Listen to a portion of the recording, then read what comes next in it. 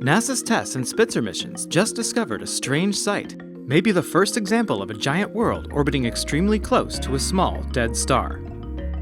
The object, called WD 1856b, is roughly the same size as Jupiter, with possibly up to 14 times its mass. About every day and a half, it orbits a white dwarf, a star containing half the Sun's mass in a space only slightly larger than Earth. TESS hunts for regular dips in starlight caused when planets pass in front of, or transit, their stars. TESS discovered WD 1856b's transits, which were then confirmed by Spitzer. Finding a potential planet so close to a white dwarf is surprising. Stars like WD 1856 often start out looking much like our Sun. But as they age, they transform into red giants, engulfing any nearby planets. Then their atmospheres blow away, revealing their dead white dwarf cores.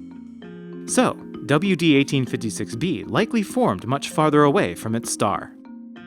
Scientists think there are several ways it may have moved inward, closer to where we find it today. Then, the effects of the star's gravity would have nudged it into its current orbit. For example, it's possible the system had additional massive planets. As the star evolved and disrupted the planet's orbits, their gravitational interactions could have kicked WD 1856b closer inward.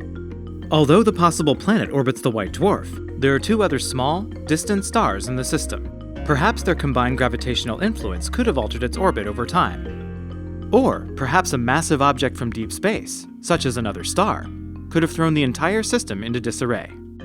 No matter the cause, the system then settled into its current state over billions of years. Scientists think this finding could help us understand how other star systems, including our own, may evolve. In the meantime, though, TESS will continue its search for more potential worlds like WD 1856b, and possibly find even stranger ones.